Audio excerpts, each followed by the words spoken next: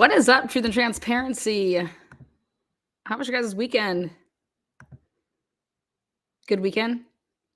Sweet. Me too. Living the dream over here. Let's get started.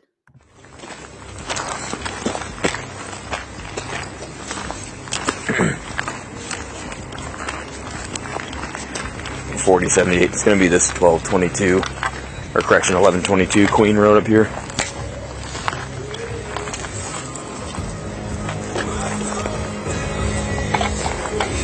I got it. Hey guys, Bosco PD. Hey, turn the music down. Turn the music down. Hey guys, second time. I need somebody to come to the door. Music stays off. Party's over.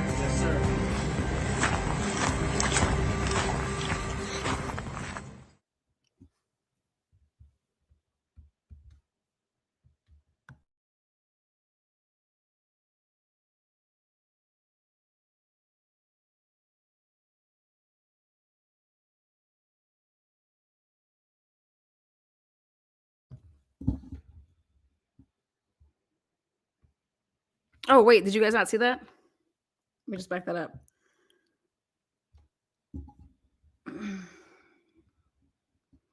Second, the state did not rely on the IgG information to establish probable cause for the defendant's arrest. What?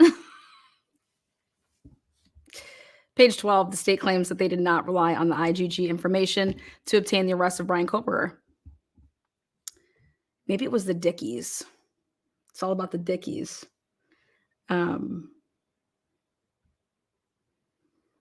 Again, one more time there. Second, the state did not rely on the IgG information to establish probable cause for the defendant's arrest.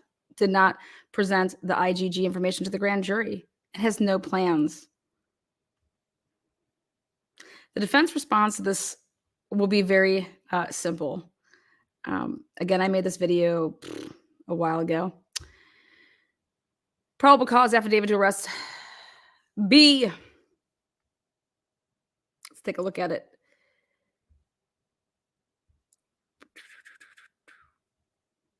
On December 27th?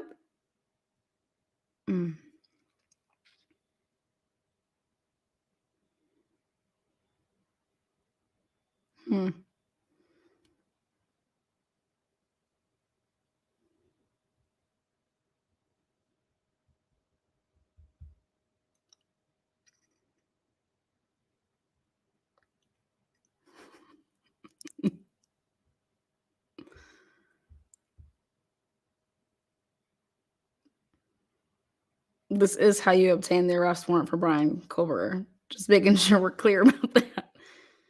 This is how.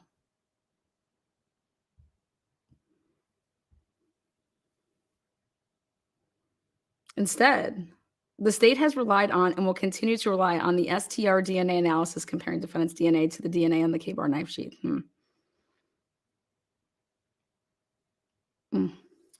What's up, Heather? Thank you very much. Thanks for the rock on, rock on. What is that, Boston? A lot of talk about it right now. Howard Bloom, he released his, I think, piece 6 it was. And we're actually going to have Bella read that for us. So I save that for you guys to enjoy her reading. But a lot had come out. Like I said, I'm going to let her read that, but I will bring up, we're going to talk about Dickies, and we're going to talk about DNA. Both begin with the letter D. Dickies and DNA. But how about Steve? Somebody reached out to Steve, and there was a little interception, or FBI shows up. Again, the state did not get the buccal swab from Brian Koberger until after his arrest. How did the state obtain an arrest warrant for Brian Koberger? If you're comparing STR, come on now.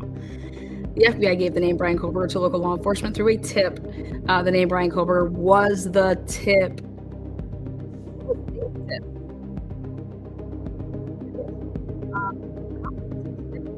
what FBI agent submitted the tip. Was the tip before FBI took over lab work on the sheet to develop a IgG family tree? Just curious. Highly doubtful, though. The FBI set up their own tip line just a couple days into the investigation. So did they put the tip into their own tip line? Or did they send it into the Moscow? Or they just go up to Payne and be like, here you go, here's a name for you.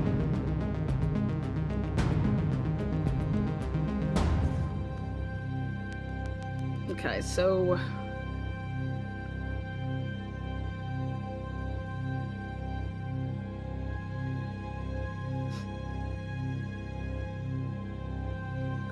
the FBI uploaded the S&P profile to one or more publicly available genetic genealogy services to identify possible family members of the suspect based on shared genetic data. Cool. Let's talk about this Dickies. I'm gonna put up something really quick. Are we talking about like a full-fledged like onesie, like a Dickie, like this?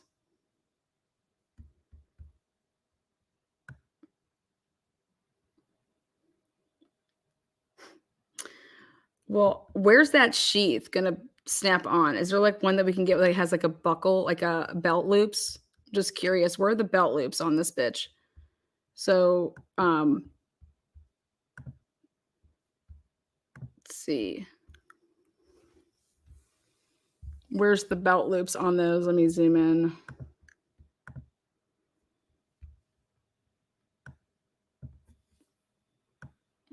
Whoops. Maybe that's why the sheath didn't come with. It fell off out of the pocket. Chemistry Queen, what is up? Thank you so much. You rock, man. I love you. Thank you.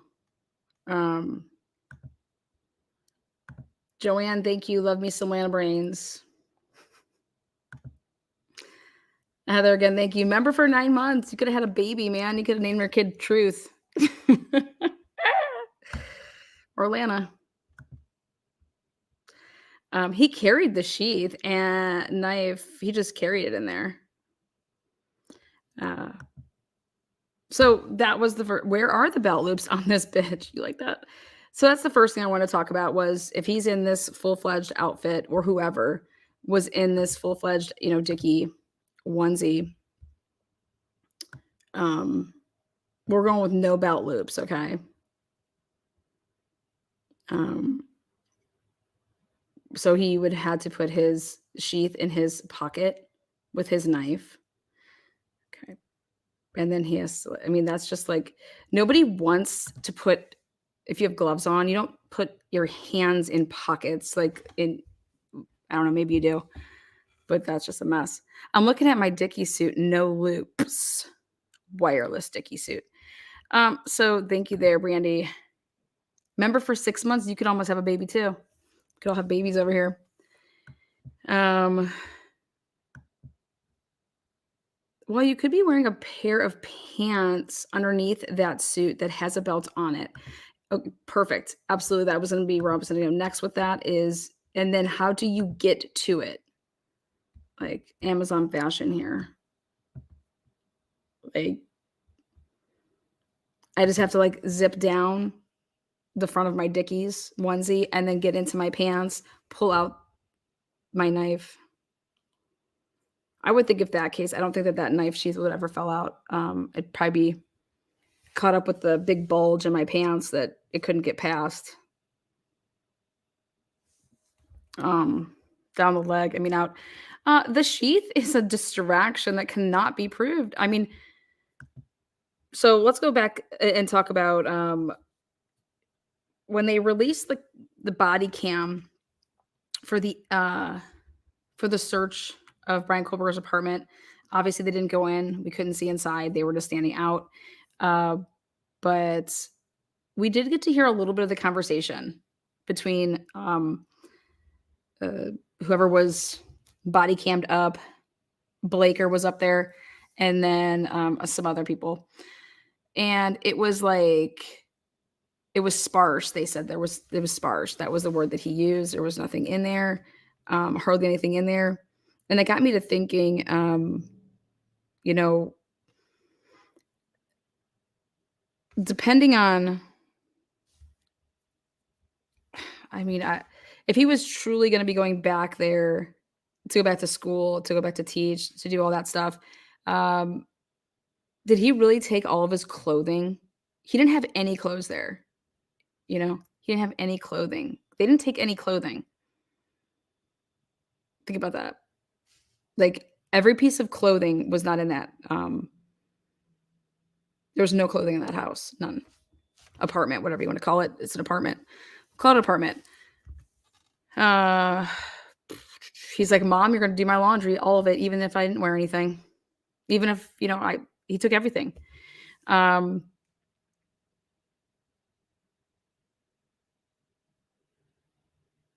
where did all those clothes fit? My fucking car, I wouldn't be able to go. I that's not gonna be possible unless I just was throwing shit away. Um, so does anybody think that that's like, they didn't have any clothing or if they didn't take any?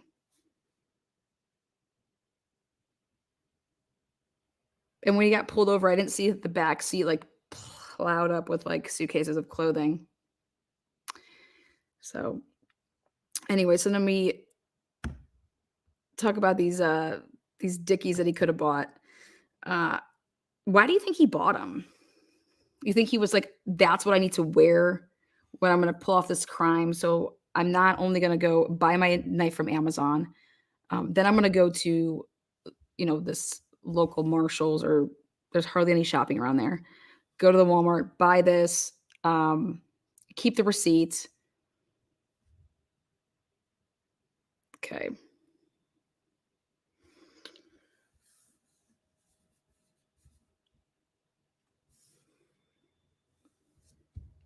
What if he would've bought, like, a hoodie in black, like, black sweatpants and a hoodie that was black? How would people be, like, making a big deal about it?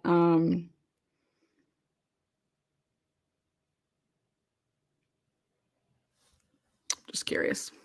That was a Christmas gift for his dad. In jail, and how would he have time to change his clothes in that stupid time frame? Um, I just don't understand why there hasn't been a search over in why hasn't anybody searched for this fucking knife and this clothing that would have been had been ripped off, Um, the Newsweek article has a lot of incorrect information. Yeah, I stay away from that. I stay away from mainstream media completely. Can't even get them to here. I said, "Hey, channel 6, do you want a 911 call? Maybe you wanna put it out there?" Who needs 911 calls? Well, then continue on with your horrible production. Dickies makes boots also. Yes, they do. Dickies comes in many colors. Yep, yep, yep. Um, I think it'd be more if Bethany would have said or Dylan would have said, the guy was clad in a Dickies suit. Like that would be like, oh God, we have a Dickies receipt. Awesome. So maybe we can expect Dylan to be saying that she saw a man clad in black and looked like he was wearing a Dickies suit. So, but I think that wearing that, you have your knife and you had a sheath. Um, I truly cannot believe that you would have a knife in a sheath and not to a belt now. Now you're gonna put it to in a pocket like this with gloves on. You have to fiddle around with, like, taking I don't I don't know. You think you, like, practice a couple times, see how he would, like, take his stuff off and on and realize that, "Man, fuck, when I have my gloves on, like, this is a bitch to go put my hands in pockets," and, "Oh, wait, do you think that he would have realized that, oh, I can't really loop this sheath, so I can't really wear this," or I'll wear pants that have a belt, then I have to unzip. Mm. Just to me, it doesn't make any sense logically. That's not what I would wear. I mean, I would never do the crime, but if I was going to do this crime, um, yeah. Way too much dilly-dallying. Exactly, exactly. So, but I did wanna talk about the Dickies, and I think the biggest point for me is to just say, there's no belt loop, I got a problem with it, and that you have a sheath on, I'm good. Yeah. Um, To my knowledge, that Walmart receipt just said Dickies when listed in search or return, and nobody knows what it was. Absolutely. And we don't even know the date, but none of that matters in my personal opinion because guess what? You don't have the fucking Dickie suit, do you? Or a sweatshirt or sweatpants. You have nothing. So guess what? None of this matters. Um, we've seen the returns. Most people are going to say, "Oh, well, that was redacted stuff that was taken." Okay, sure. We've seen the returns on those search warrants. We have no bloody clothes. We have nothing. Okay, so just in my opinion, it doesn't matter. You don't have it. Do you have bloody clothes? Nope. Do you have the bloody knife? Nope. You got DNA? No, we just got the DNA that we put on the sheet, but so whew, that's what I think about that. Now, the thought of Mr. G wanting to meet with a state witness and then somehow that getting, interrupted by an FBI agent. Now, I can believe that because the FBI, they just will show up on your doorstep like, "Whoop, hey, what's up? You making me dinner?" So I can see, I could also see the FBI saying, "Hey, like, blah, blah, blah." But I would like to know how the FBI even knew about that. How would the FBI know that like where Steve is going to be or do anything? How would, so that's just another whole big deal. So I went ahead and I just texted Steve and said, "Hey, can we talk?" I'll just go right to the source. And then he can choose whether or not to text me back or call me. FBI never shows up here. I wish. No, you don't. Run, Forrest, run.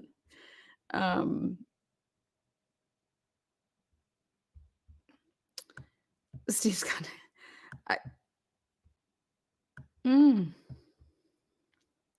There's a lot of corruption in Idaho, Washington area, drugs and human trafficking. Kohlberger, in my opinion, looks like 3-letter agency. The FBI ran cover for Epstein for decades. Just saying, says Andy Moss. I'm still waiting for them to get to me for all my Napster downloads. Napster, remember Napster? Oh my god, that was like really big in my I think freshman year of college. Yeah. He left his Dickie with Joanne in Utah.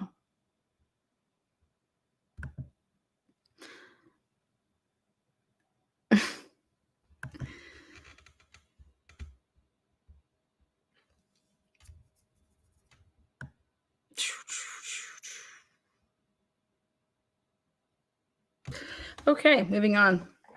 So again, we're going to let Bella read everything that Howard wants to talk about now. Back on stage.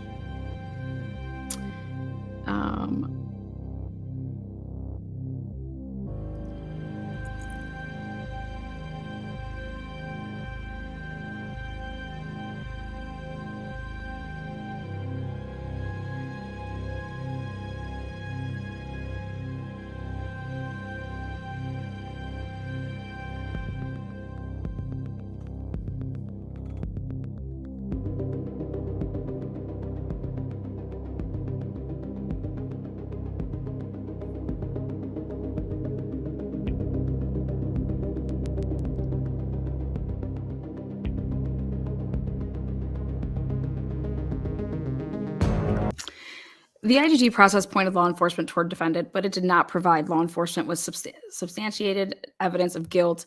So we went ahead and, like I said, we worked backwards, and then we just kind of, we had to make some things.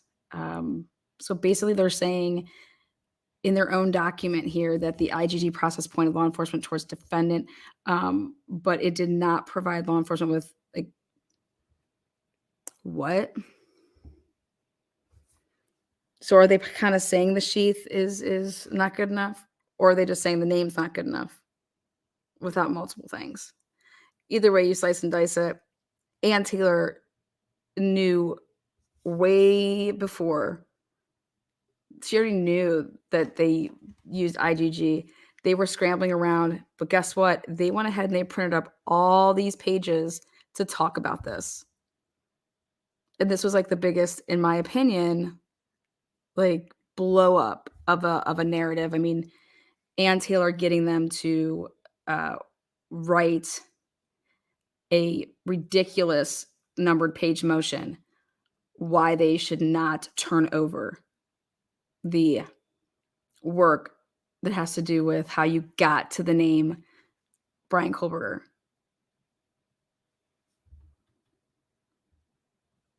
But we want to talk about receipts or clicks on Amazon. Where's the logic? Where's people's brains?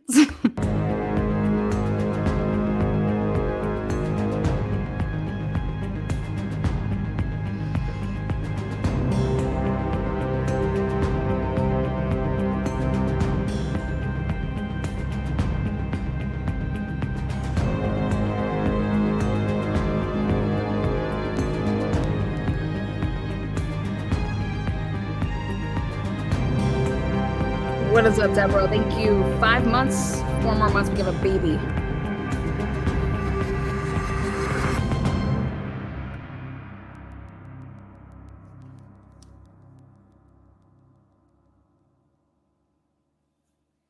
Okay, then right here, again, everything's about when, put a timeline together.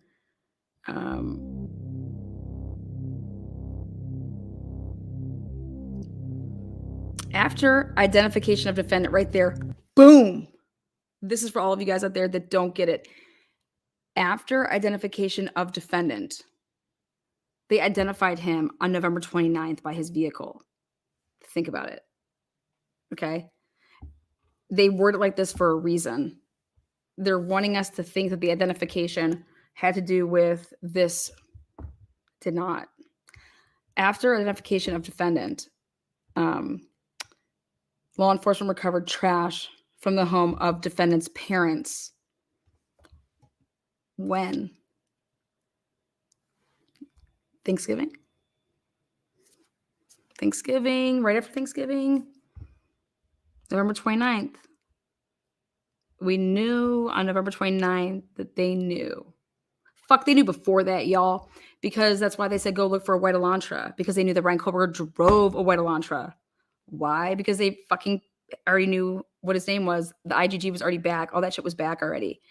So again, when you read this, after identification of defendant, law enforcement recovered trash from the home of defendant's parents, and ISP Laboratory did this.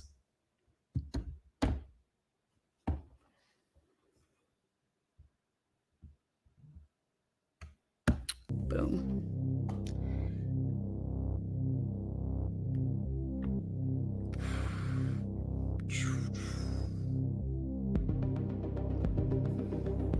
That comparison indicated the DNA found on the trash belonged to the biological father of the individual who left the DNA.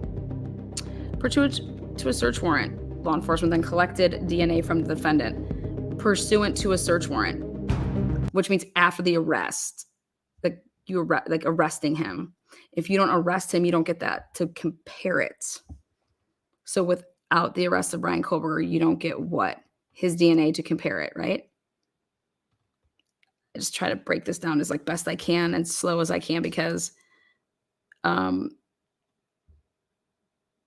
after identification of defendant.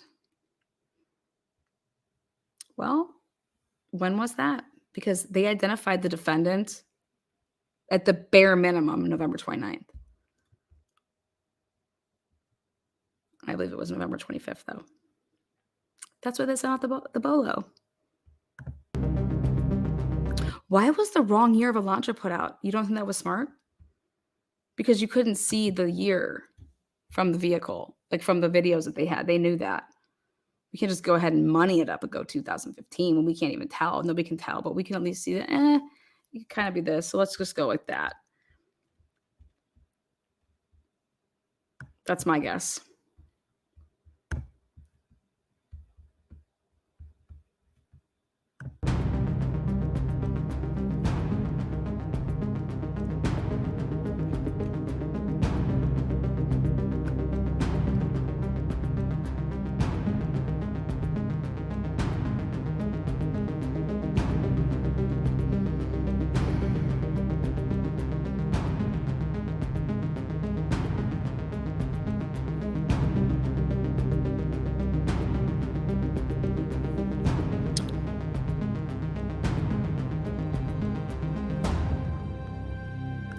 So let's see. Allegedly,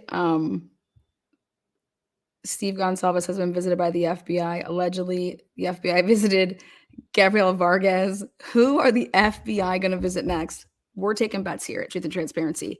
My bet is going to be Bill Thompson.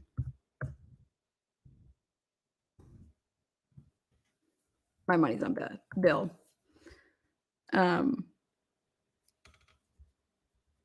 For all we know, Bethany could have been visited by the FBI already. Same with Dylan. But if you were a betting person, who is the FBI going to? They're going to visit Atlanta next. That'd be boring. Too boring for them.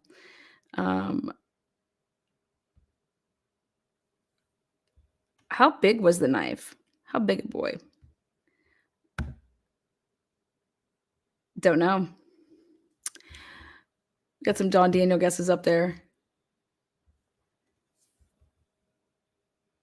Nice. I missed why Lana said Bill Thompson, because he's on speed dial. They hang out all the time.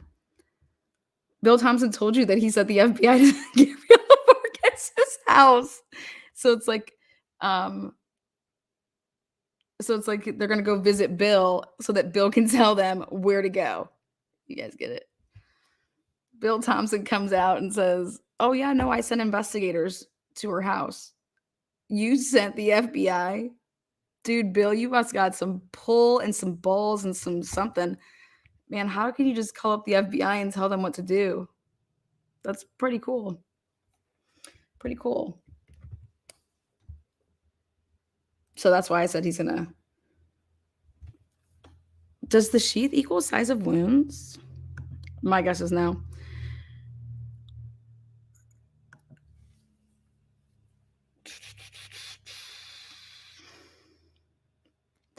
Gina made a video about me. Gina, why? Let me just ask you that. 120 law enforcement on this, and that's all they got. I don't know. Let's see what else they got. Let's see what else I came up with. Again, welcome to Truth and Transparency. Come on in.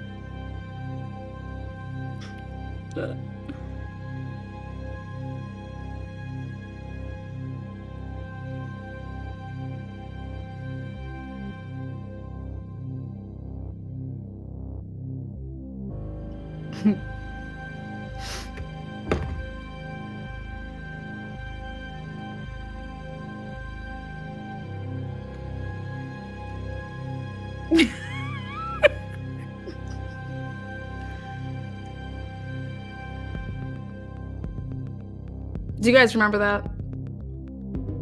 I've never heard a prosecutor squeal like Bill Thompson did. Best chat ever. Let's see what happens here.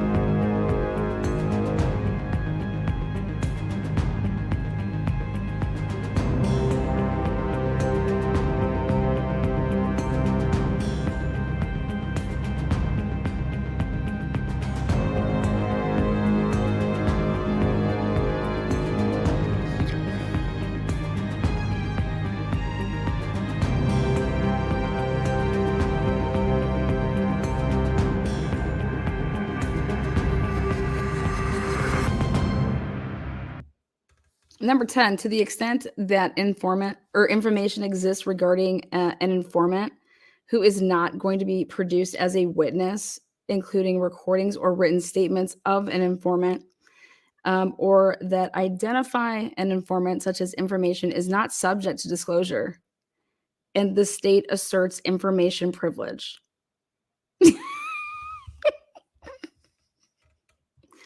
You guys, Bill Thompson knew that he was going to do this. So when Bill Thompson says he doesn't know things, I know like they say, like, I don't even know that answer. Well, you do. Bill Thompson, when Ann Taylor asked for discovery and she was writing her, numbered out paragraphs, he responded when she asked for the search warrants that she wanted the search warrants and wanted the recordings of them and everything like that.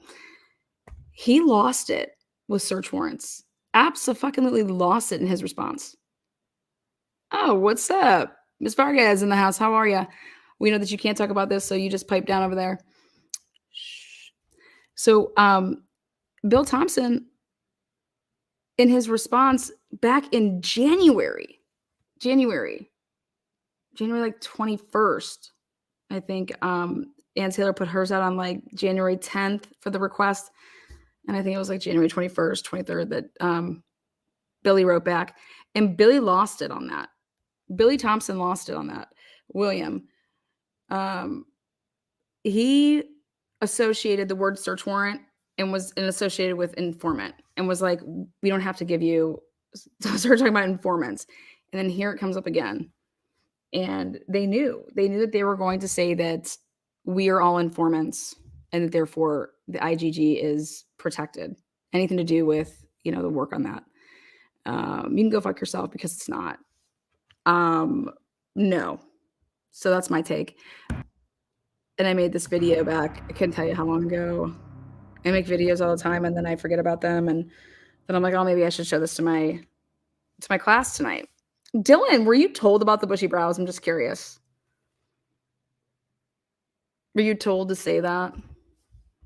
Because what one man would consider a bush, another man might consider a nice little, I don't know, fucking anthill, something like that. So I don't see I just don't see Dylan saying that he had bushy eyebrows. I just don't see those words, by the way.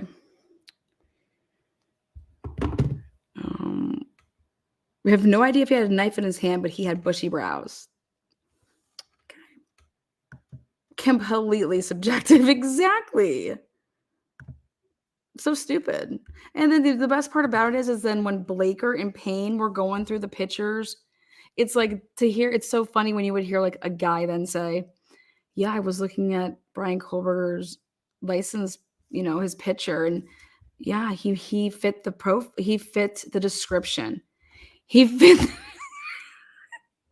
he fit what description, Blaker? Payne? Oh god, he fit the description of he had bushy eyebrows. So then to hear a guy that's like in his 40s tell another man and describe a man as having bushy brows is like,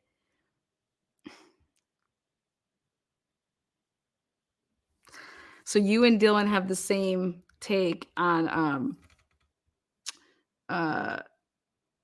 what bushy eyebrows look like. You guys have the same definition. Think about that. The same guy that's saying Trulies for the win, pouring out Trulies. Awesome. Moving on. Yep, I would definitely go with the 80s bush. Here you go. 17,000 tips. I believe they flooded the tip line. They already had the car. They already knew everything they did not need. Obviously, we know that. They had Brian Kohlberger's name November 29th. So why are they asking for our help and flooding the tip line? Think about that. They flooded their own tip line to do what? Fuck with who? The defense, once they got this case, all these stupid fucking tips were coming in over a car that they already had, over a suspect, their person that they already had for how long? Like 9 days. Okay, sweet. So we're going to get people to focus on this car, flood our tip line so that, nobody does that shit, right? Look at that. Search warrants. Provide all documentation in support of any search warrants. This is what Ann Taylor asked for. This was number 10. This is where Billy Thompson lost his dick. He lost it. This is original paperwork from January 10th by Ann Taylor, January 10th. They're trying to trick the killer, Lana. Well, trick the killer. They wouldn't know a trick if it hit him in the face.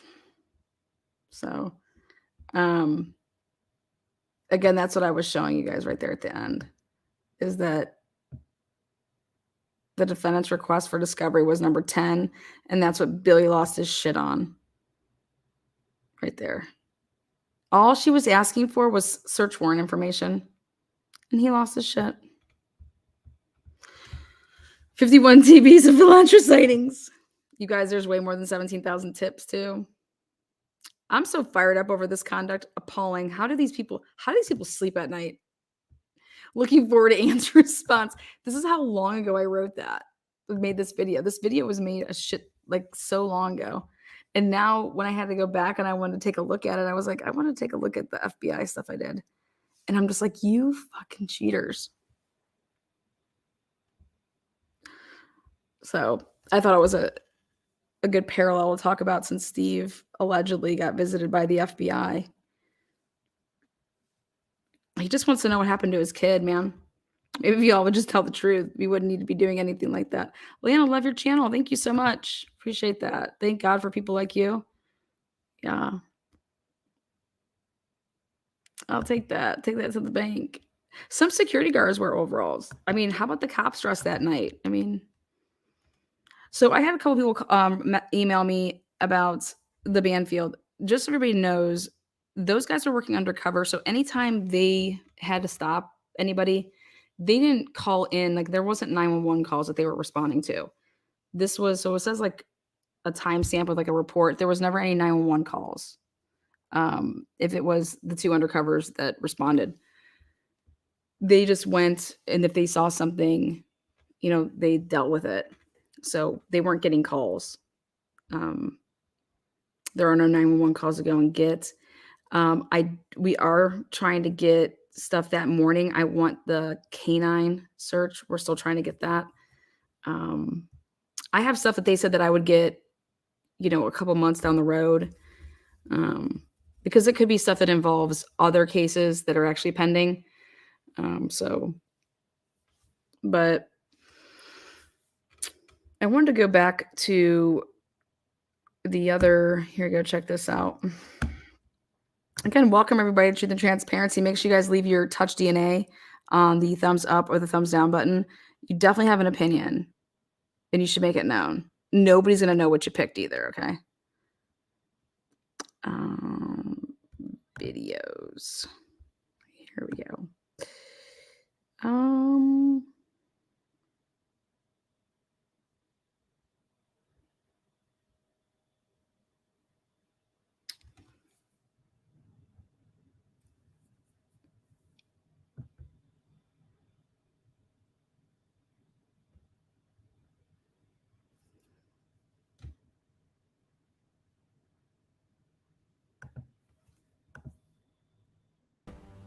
Truth and Transparency. Oh shit.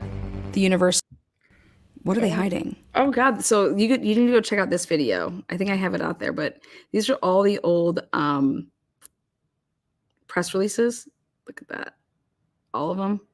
I just did all this to save if I ever needed to go back if it wasn't there.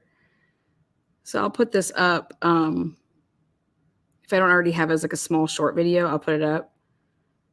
Here we go. Truth and Transparency. The University of Idaho. Oh, I want to be done here. Right there. Exactly where this video is. I know exactly what those buildings are. They're right here. And to think that the police were so close to this house, and I know it's really likely just coincidence, and they were far enough away that maybe they couldn't hear anything, but I mean, they were so close around the time that these murders were happening. The fact that that is on video, I mean, I just can't believe it. But back to the fraternity house, Sigma Chi, it is...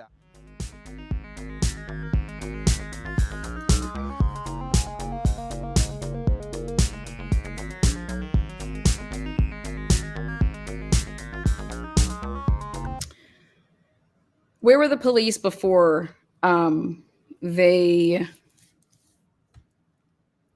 were seen like actually in the field, in the Banfield field? Well, guys, guess what? They were right next to the Moscow house. Do you guys understand that? They were right there. They were right there. Those undercovers were right there. Like that's where they were. How do you think that they like cat called at these people. They were right there. Like literally their little hybrid was parked right there. And then the other thing that was interesting is let's go back to what the kid said. He's like, "Oh, they got you driving in those now?" Like it was a new thing, like these new vehicles. The kid hadn't seen it before. Remember, he's saying, "Oh, they got you. You guys are oh yeah for gas purposes, motherfucker. You act like you drive all across Idaho. You're undercover on campus. Gas prices." Anyways, that was her answer. You guys remember that I did the Dylan episode about her bedroom being on the second floor? When everybody gave me shit about that, and then they found out, like, oh, when the PCA came out, that Truth and Transparency was right. Well,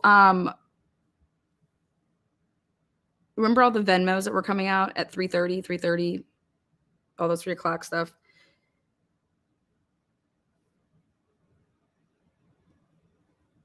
You have everybody's that's basically saying that this crime happened, including the police, between 3 and 4 o'clock.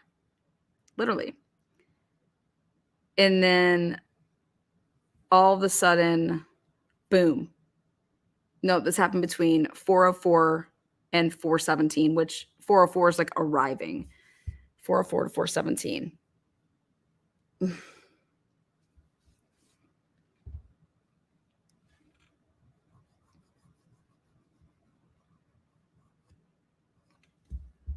That's interesting. No drinking and walking. That's against the law. BK is guilty. Just accept it, Lana. Lana, just accept it. I don't give a fuck if BK is guilty or innocent. It doesn't change corruption, motherfucker. How about that? But LJ, you have such a thirst, so I just put you on blast. Peace. Run along. It started way earlier. Yeah, you're just gonna have to trust us. You're just gonna have to trust us.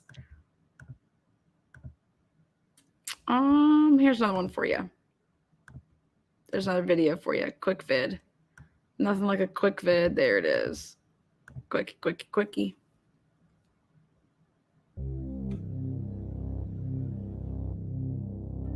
Okay.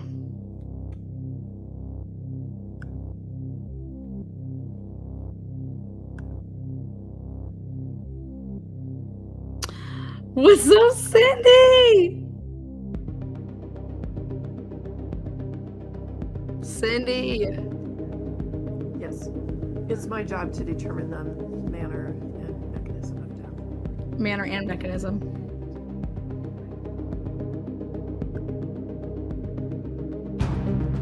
It's law enforcement's job to determine the facts of the case. Kinda.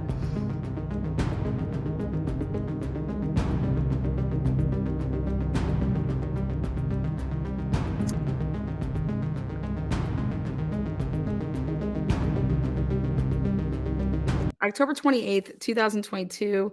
This was the Halloween night, okay? So do you guys not all let's go back to like the beginning. When we saw all these, we went ham over grabbing all the social media, and it was like, dude, they're like slashing each other. Like everybody's like like they have knives, they're bloody, they're just trying to scare each other. They're putting carcasses on each other's lawns. Like, what the fuck's wrong with this area? People usually dress up as sluts in college for Halloween, and like pimps and shit. And no, this is like fucking straight out of a horror movie. But like talk about like foreshadowing of something. That's just I've always thought about that.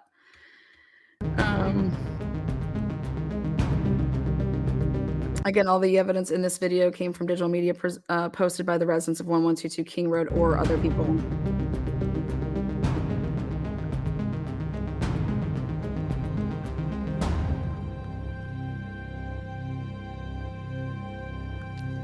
I wish I had some Trulies right now.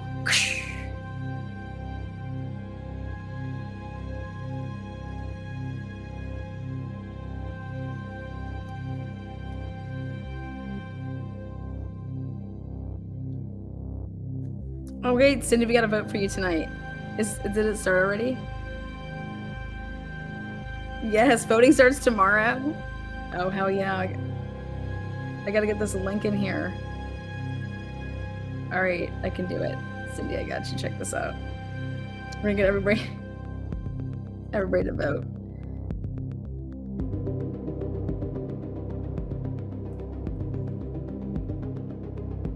I mean, how many times is law enforcement going to lie to us? And then we look at the PCA and you guys just think it's all facts. That shit is not true. But this is what they told us. They told us that bedroom 2 and bedroom 1 on the first floor.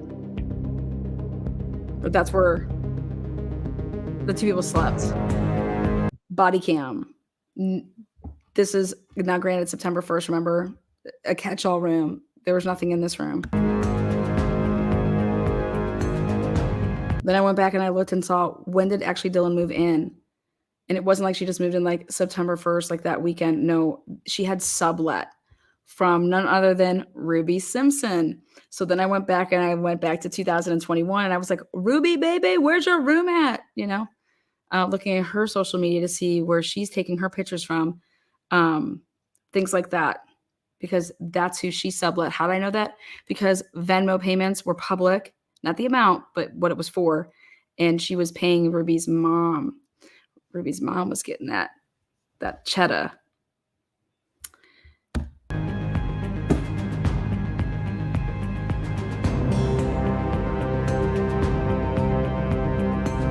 And right there, that's your bedroom 3.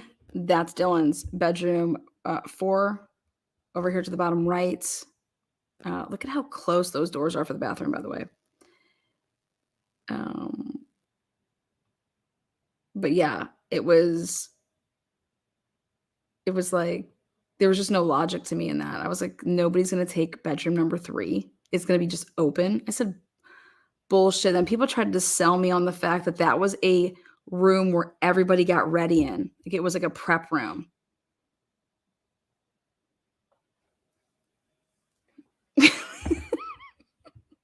I said, no fucking way. I said, run along with that shit.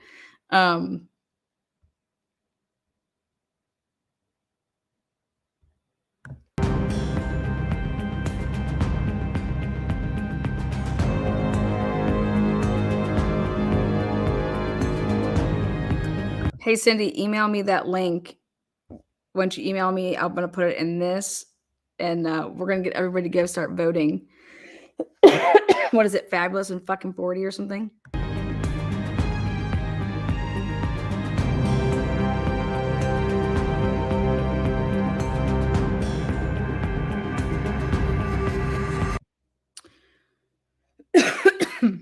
And then, guys, think about the logic.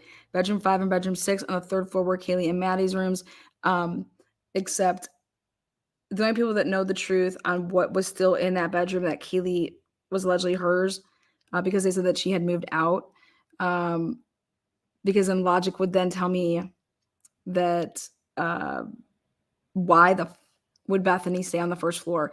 If in fact Kaylee moved out, I am taking that room. Why would I stay on the 1st floor? I know I would not. I would move up. I would get a couple of the guys that I knew, made them come over, and I'd make them move my room upstairs. And that's what I would do. I would never be on the 1st floor of that house only because of the accessibility of it. With like people coming and going, I do not want to be on the 1st floor. And then I get to hear everybody trampling up and down the stairs, like come and go. Like, no thanks. I don't want my window right there. Nothing about that. And then people always pulling in and like shining the light right into your room every time.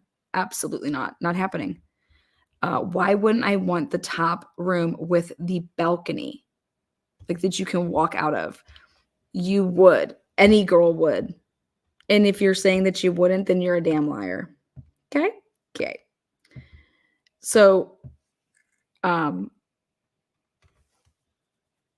think it's really, really interesting that we totally talk about that, because they try to tell us that Dylan and Bethany slept on the 1st floor. That's where they slept.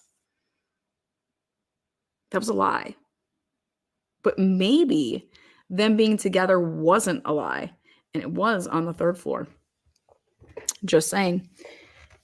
Because they were in Kaylee's room, and that's why Kaylee had to actually sleep with, Maddie in the single bed. That now makes sense, doesn't it? And then Bethany, her story would totally fuck Dylan's story to say that she saw somebody, and I'd be like, B, you slept upstairs with me. You weren't downstairs. You know what I'm saying? Come on now. Let's use our brains. That badass board. That's a storyboard right there. That's how you build a storyboard. That's what we did. Hi, Dr. Latina. Ooh, baby.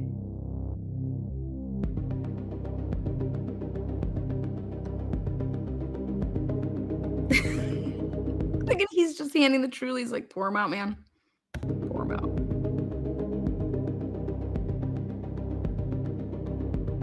There he is. Do you think he's gonna be called to the stand?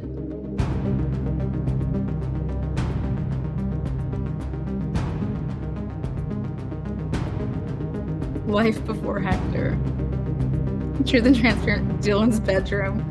The secrets in that bedroom, man. The lies.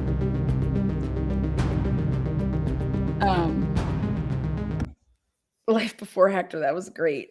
That was awesome.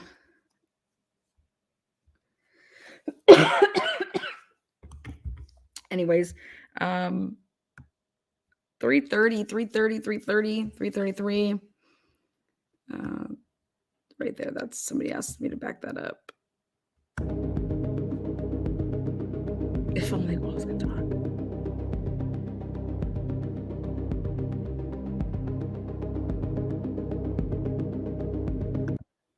All credit there to Bella. She got it paused perfectly for us to get this clear shot.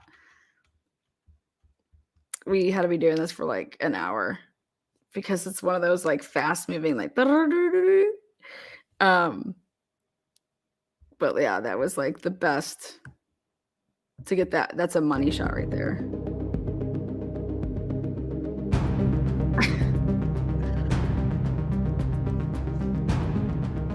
He was who knows who any of these people are. They were just telling the cops stories for days, and the cops were just like, okay, sounds great. All right, we're only here for a noise complaint. Have a good day. See you later. We talked to somebody, and they were fine with it. Didn't give a shit what was going on in that house. And last but not least, before I close it out for tonight, is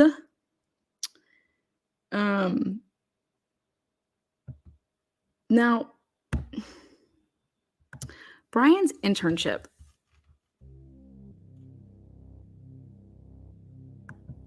I'm gonna end it with Dickies.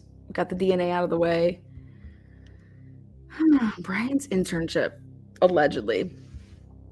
Now, this is the inside of Steptoe Apartments.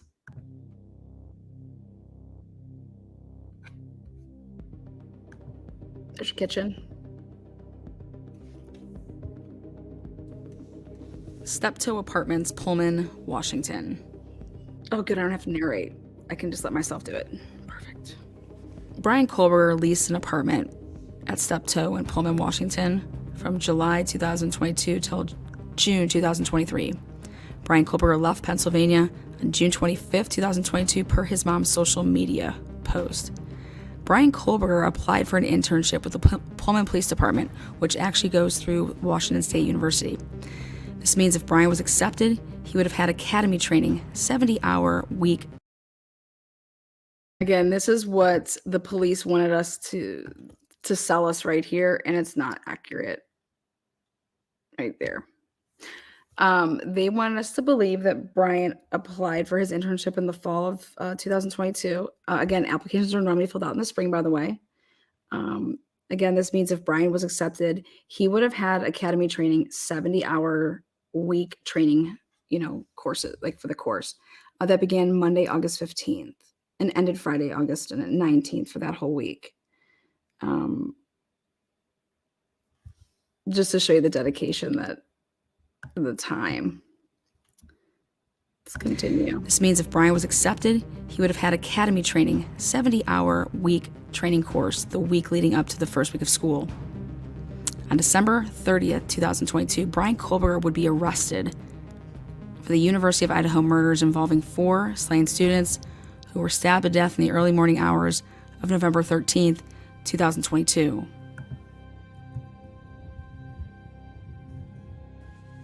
Truth and Transparency did research on what if Brian was accepted as that intern? What would be the duties of Brian as an intern?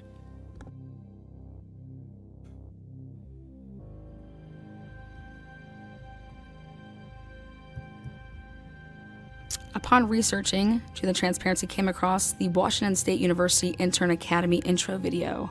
Check it out.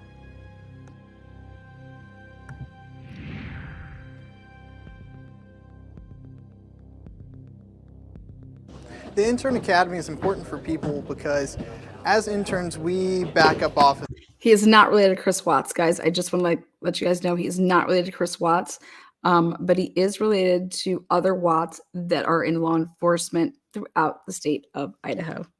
And do what they allow us to do.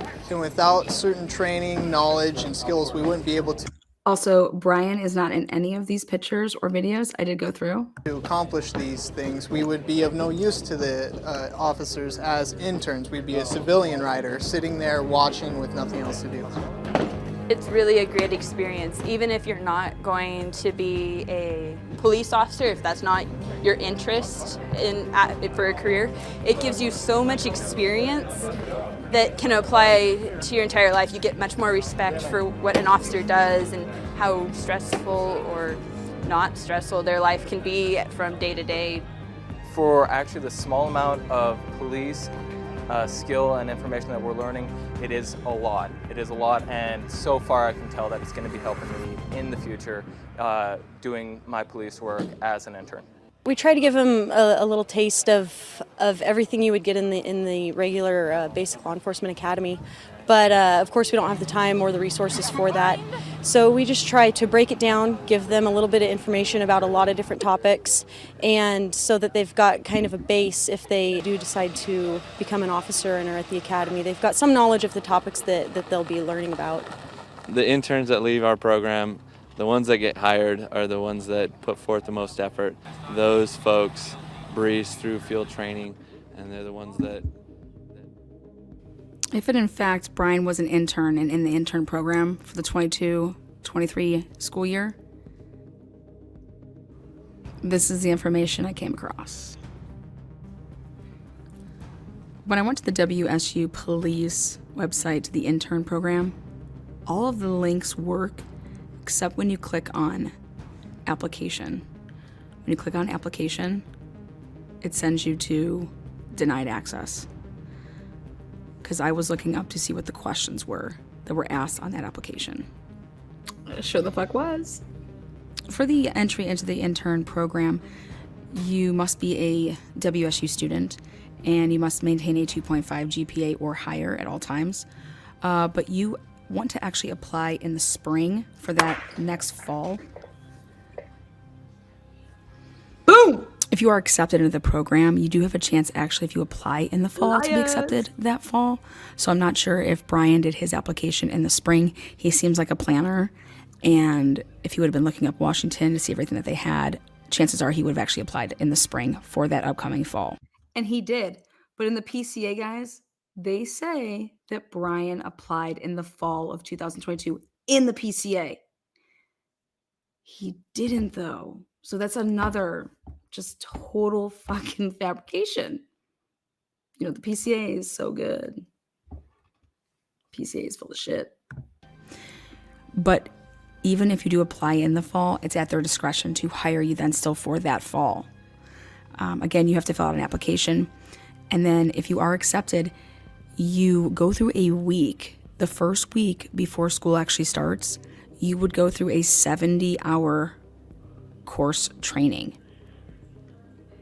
And that would be the week before school started. and school started for both colleges, WSU and Idaho, on August 22nd. So it would have been the week prior. Part of the intern program, obviously you have duties, and you must complete as an intern 20 hours per month.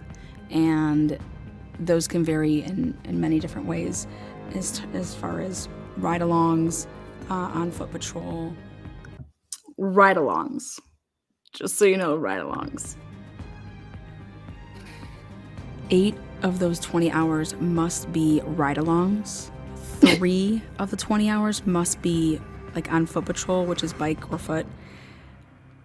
But you can also, if with the approval of your supervisor and a neighboring police department, you could do ride-alongs in plain clothes with a different police department if it is signed off by your coordinator of your internship program.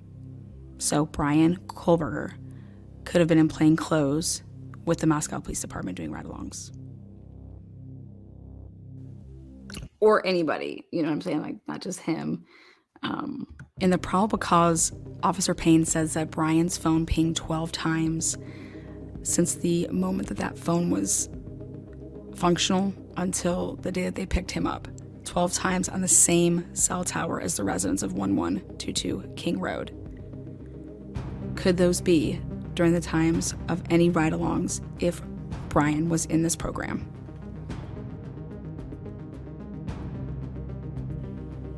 Truth and Transparency went and obtained numerous body cam footage, and it was this channel that brought to light the ride-along X Factor, based on there being a ride-along in one of the videos at the victim's house. Do I think that that's Brian Kohlberger? No. But did it shed some light on a way to? But now it begs the question, who was that ride-along? Were they asked to fill out a citizen's application from anybody?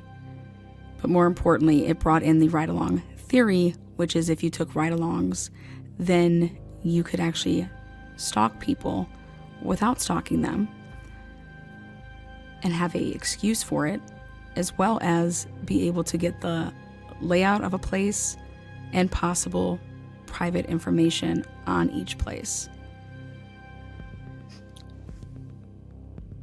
If Brian was in this program, one of the requirements is to work all home game days with helping traffic and crowd control.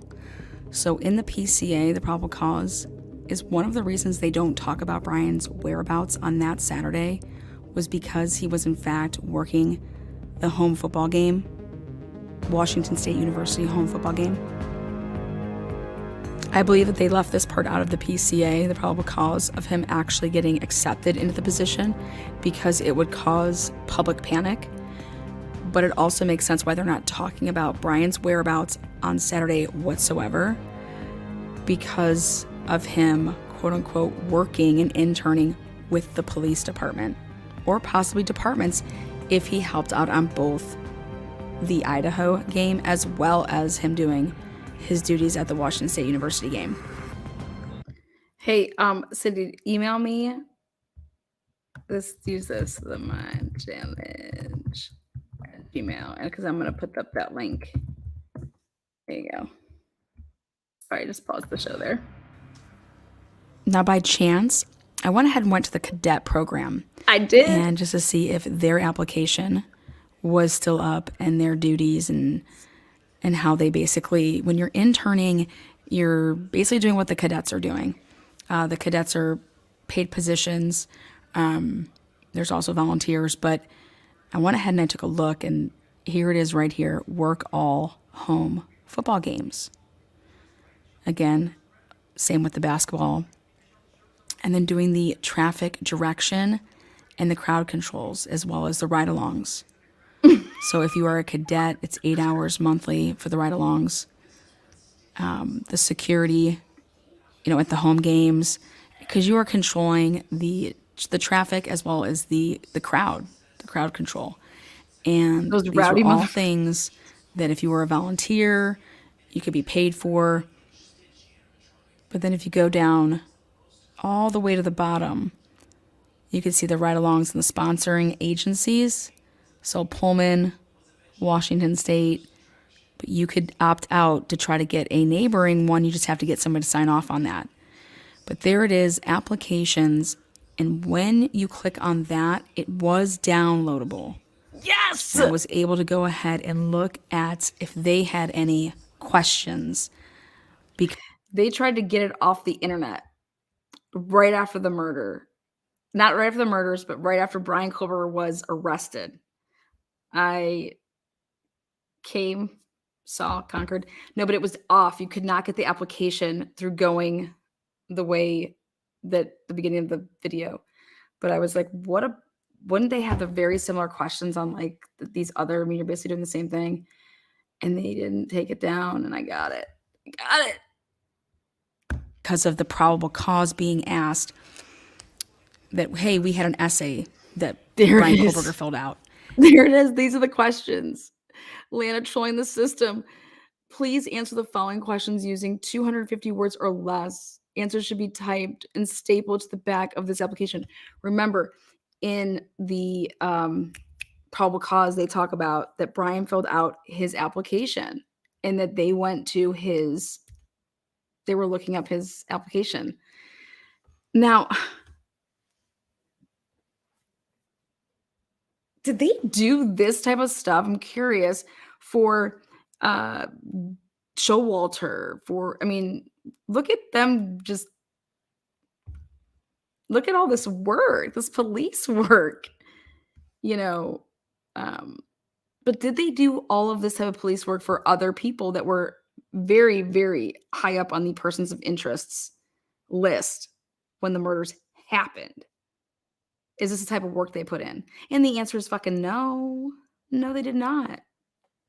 And lo and behold, there were 3 questions. Number 1, explain how you intend to deal with the demands of being a college student and working for WSU Police Corps. And number 2, please explain a time in your life you have had to make a critical decision under stress. Oh my God. I had to pick between 2 people to have sex with, and I didn't know which one to pick, so I picked them both.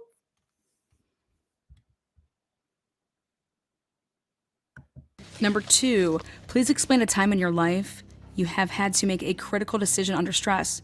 How did you handle yourself, and what was the overall outcome of that situation? And number 3, please discuss your 3 best attributes and how they will help you succeed in the WSU Police Corps. Solid. Do you think Brian Kohlberger was an intern or a cadet with WSU? What do you think? We're going to talk about it. Also, now taking all of this into consideration, does that seal on his apartment search warrant make a little more sense? They didn't know what they were going to find in as to what could potentially be inside that apartment and what can induce panic across not only Washington State University, but also Moscow, Idaho. Executive producer Lana Oriani. Oh, really? Thank you. Okay, so the answer is totally yes. But more importantly, I thought where's my little letter that he wrote? Oh yeah, there we go.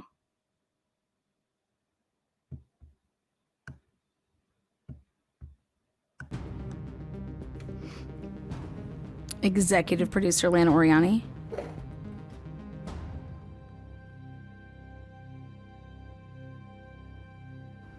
Next upcoming video, timeline with the WSU SWAT shootout. All right, thank you. So on December 14th, 2022, at about 8:37 p.m., our officers were dispatched to the 1000 block of Latah Street for a weapon offense. Officers learned a male in his 30s was threatening to kill his roommates. SWAT shootout December 14, 2022. When you want to take the public attention away from an incident, you give them a bigger bone. December 14th, 2022, guess what? The white Elantra was the first picture was given to the public from the Exxon station the same day as that shootout. Thank you to the subs, members, and the moderators. Please be kind in chat and enjoy the live discussion. Again, this is a home team productions. The first picture was given to the public from the Exxon station the same day as that shootout. Thank you to the subs, members, and the moderators. Please be kind in chat and enjoy the live discussion. Again, this is a home team productions.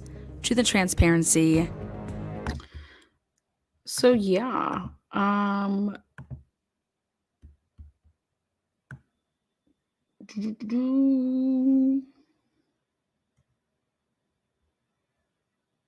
so yeah.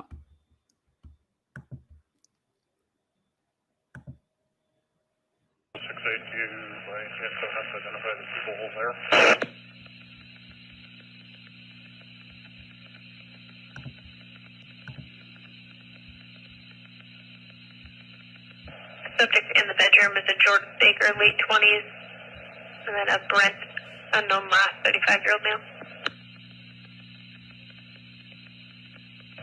And which one supposedly has a gun?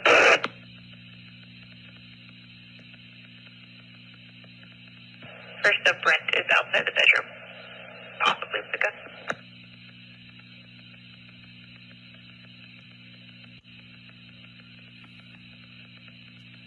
Well, 1468, any luck on finding that other person that got out?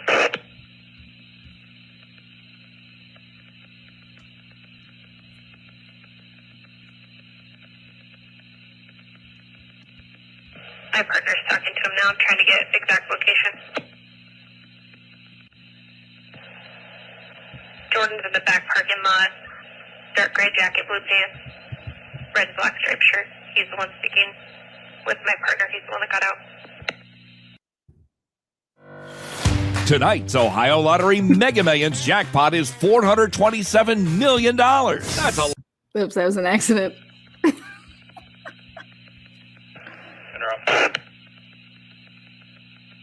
2039.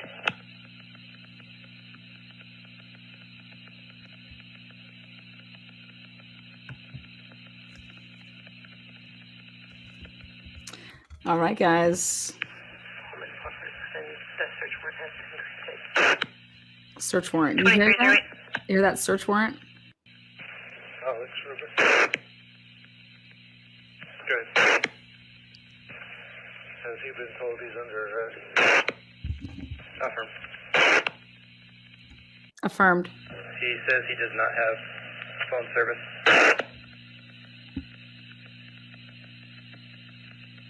He does not have phone service. Ruben, Alex, if we could get a phone for delivery, that may be possible.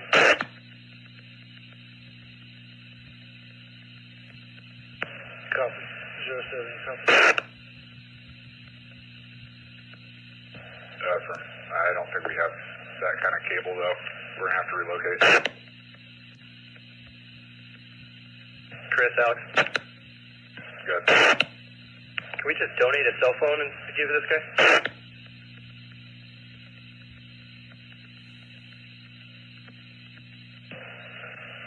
Yeah, that probably works. Chris, Alex. Good. He has a phone, it just doesn't have service. We're going to have him call 911 and dispatch can patch him to you. Copy.